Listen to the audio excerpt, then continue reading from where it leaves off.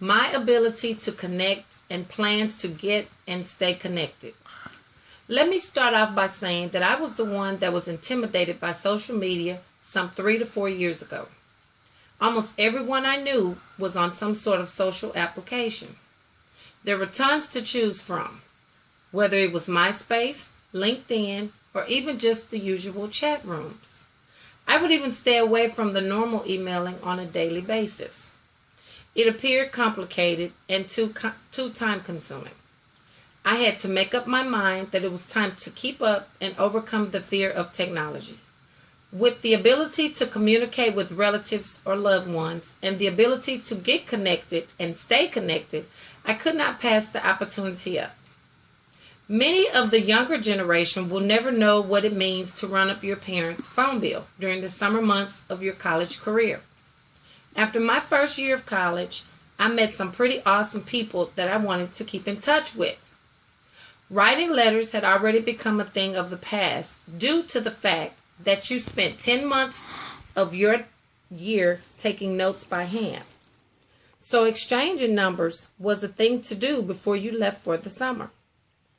Unfortunately, most of my new contacts were either out of the city or even out of the state. That meant long-distance calls galore. If you talk to a friend, it would have to be for no more than 5 minutes at a time, because long-distance calls were very expensive. Anytime something fantastic happened in your life, you wanted to share it, and even if you wrote a letter, it would take days before the person would get it. And the funny thing would be, your situation could have possibly changed by the time they received the letter or postcard. I consider myself to have a large network of friends. I had this discussion with my husband on several occasions and explained to him the reasons. My circles were very diverse. I did not go to school in my neighborhood. I went to Catholic school for the first 13 years of my life and then went to high school across town because I was on what they call a magnet transfer. I gained tons of friends in my circle. I fellowshipped on Sundays at a church that was across town, and there I formed relationships as well.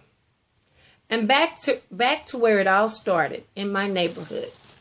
My very first everyday friends lived in my neighborhood, which had no connection to the other two circles. It is pretty amazing to me because the young lady, known as Jennifer, did not realize how much she would have been missing out on if she had not found a way to connect online and stay connected. I cherish my friendships, and I know that you could not pay me to go back in time and have a different life.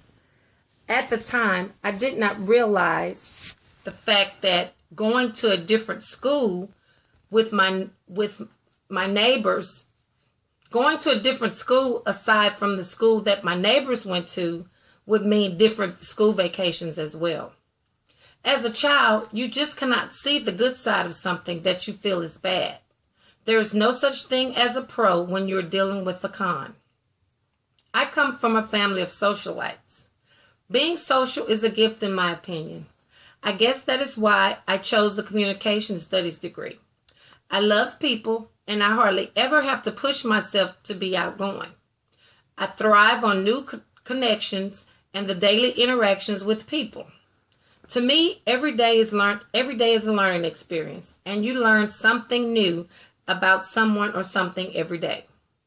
I have been able to keep up with my classmates from high school, and it was like we never left homeroom. Some of the interactions between us are so deep and personal. When there is a loss for one, the entire group embraces that person, and it is just like a lot of family members coming together for each other. When I decided to return to college, I was overflowed with overwhelming support and encouragement. Sometimes that gives us the extra push we need to keep on. I have also been able to remember birthdays. Everyone wants to be recognized on their birthday. Who keeps up a calendar of birthdays for the entire year? Facebook does. Each day you log on, you get a reminder of whose day it is. It does not get any better than that. To possess a compassionate nature is very rewarding internally. I met a family back in the summer and instantly formed a kinship with them. This may sound strange, but I saw a picture of a boy in Walmart on the Children's Miracle Network campaign. His name is Spencer, and he has dwarfism. He was the cutest little person I had ever seen aside from my own babies. I wanted to help in whatever way that I could, but I had to meet this cute little face first. What were the real chances? You have to know that my family thought I was nuts. Well, I searched high and low, and behold, his mother had a Facebook account. I guess you could say the young lady, once again known as Jennifer, who was afraid of logging on years prior, requested his mom's friendship along with a message about why I wanted to be friends. Got to know Spencer's mother, and we chatted and talked about Spencer's progress daily. As time passed, I felt comfortable enough to take a trip to meet Spencer, and it was the most rewarding interaction I've had in a very long time. After watching numerous episodes of Catfish, I had to talk myself out of the fact that this would be a situation like that. I prayed about it, and I knew that God put me in this family's life for a reason.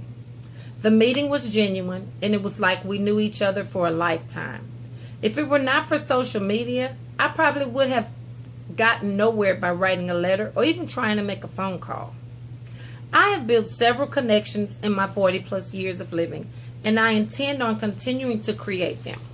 I now have my UHD connections, and taking this class is allowing me the opportunity to learn more and more about connecting and staying connected.